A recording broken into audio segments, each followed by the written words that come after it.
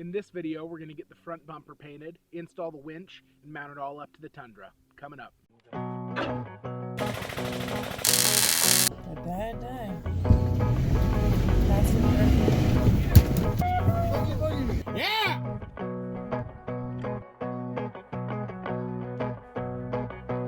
Hey, my name's Drew, and this is Evergreen Overland. On this channel, we do reviews on camping and overland gear, hone our backroads cooking techniques, do off-road vehicle modifications, and discuss different topics about exploring the outdoors in and around the Pacific Northwest. Getting the brute force fab front bumper installed on my truck was a huge milestone.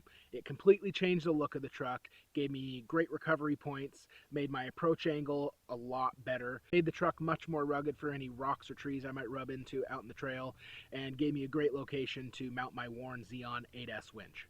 There aren't a lot of companies out there doing aftermarket bumpers for the first gen Tundras. Being part of a couple different Facebook groups and doing my research, I came across Brute Force Fab. Similar to the rear bumper install video that I did last week, I shot this bumper with the Raptor liner, got it all mounted up and installed, and it just looks great. Let's take a look at how the process went. Well, I am about to spray my first coat of primer on the bumper. Spend most of the day probably waiting on coats to dry and rotating this big beast around. Pretty cool. Just wanted to snap a picture of that really quick. I actually got the rear bumper all mounted up yesterday, so that's really exciting. I am done, almost done, painting the front bumper, as well as finished up painting on the rear swing outs. Came out pretty dang good. A couple of imperfections, but that is just the reality of doing it yourself a little bit. Cool, so now that I have the winch all unboxed, I need to start taking apart the top and test fitting it in the bumper over there. So first things first, it says to remove the top bus bar cover. Remove the top bus cover. Remove the 3 motor terminal nuts that secure the bus cover. Retain the terminal nuts and locking washers for future steps. 1/2 inch.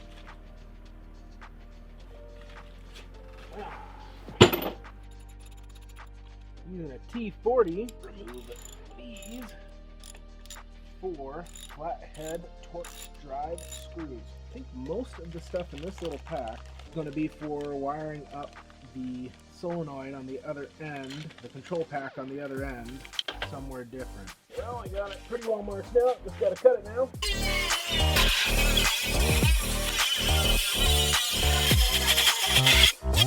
Done.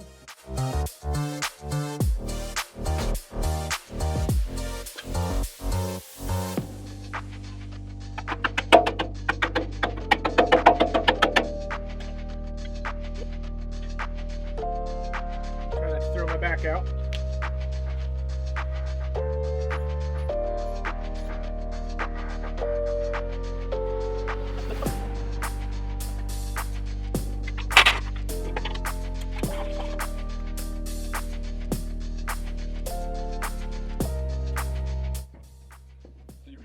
See where you're going? No. You don't see where you're going? I'm on. Oh, you're on? Yeah.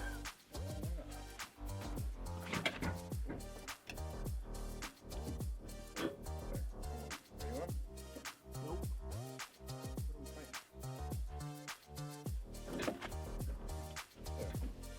Better? Okay. So, this is hitting. Okay. The winch. Okay. So this needs to come off. The tree didn't have this problem because she didn't have a winch in it. The tree? The big tree. It's a Sequoia. Oh. Jeez. I thought you were up on the lingo. This Come on. whole time, I'm like, what are they talking about, trees?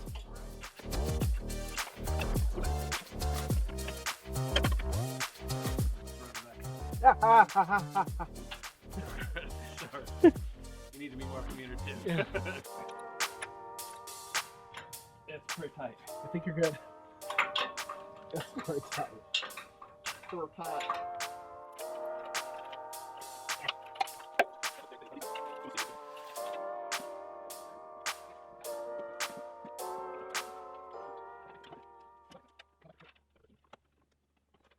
Well, there you have it. I hope you enjoyed the process of getting this beast of a front bumper painted and mounted up. I'm really happy with the texture that I got by shooting the Raptor liner out of the HVLP gun, just like on the rear bumper.